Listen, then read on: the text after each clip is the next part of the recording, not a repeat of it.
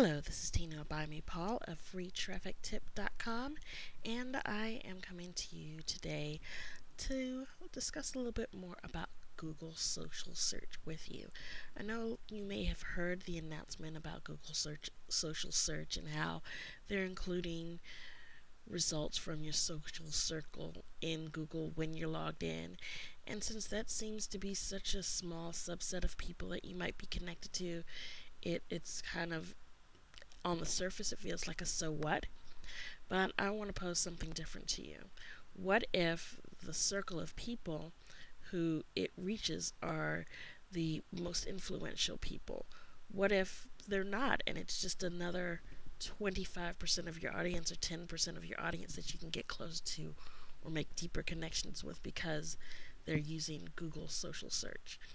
Or, well, they don't really have a choice about whether or not they're going to use it. It's on by default unless they go in there and turn it off, and most of us don't do that. But let's look at what the search results for something like social media business looks like when you're not logged into Google. And here's a browser where I'm not logged in. The news results are at the top, which often happens when there are news stories on the topic that you're searching for. Yesterday, when I did the same search, they weren't at the top, they were in the middle because there wasn't any breaking news. So you keep scrolling and you see, the typical people that you'd expect to see in this search: Mashable, Business Week, Chris Brogan, Read, Write, Web, socialmedia.org. You see Inc.com, you see people that you'd expect. Then a couple of unexpected people and blog posts about social media business. So I'm just including that to say that this is going to have an impact whether or not people are logged in. Not Google social search specifically, but the changes that are happening in Google.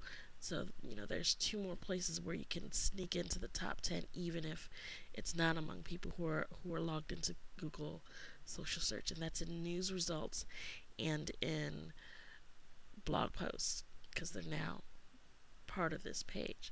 So let's look at the results and what they look like when you are logged into Google and you have people in your social network. As you can see, I'm logged in, and if we scroll down, you still see the same results or similar results up here, but you also see, okay, there's results from people in your social circle for social media business. So let's just take a quick look at these results because it's only going to show the top two on this page, but I do want you to see that there's a whole page of these results and that you can filter by these results. So I'm noticing a lot that this is from people who've published recently and who have strong connections with you or secondary connections with you in your social circle. So the majority of people are these people that I know in real life because I talk to them more, but there are several people in here who I chat with consistently online that I haven't actually met in person yet, so that's important to note. Then let's take a look at social circle, see where these results come from. And primarily, Google tells you it's direct connections from your Google chat buddies and contacts in certain groups, which we're going to talk about in another video. Direct connections from links listed on your Google profile, including Twitter and friend feed, and I'll show you a little bit of those.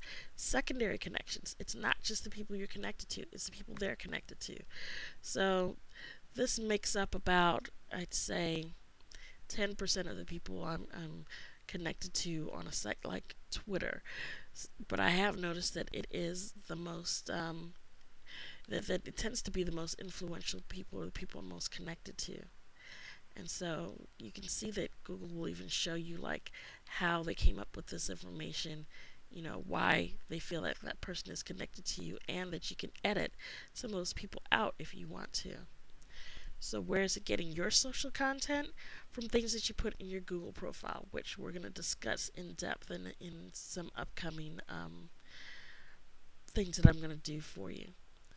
But it shows you where it gets that information from. So Google social search might have quite an impact. It just depends on how deep your current connections in social media are.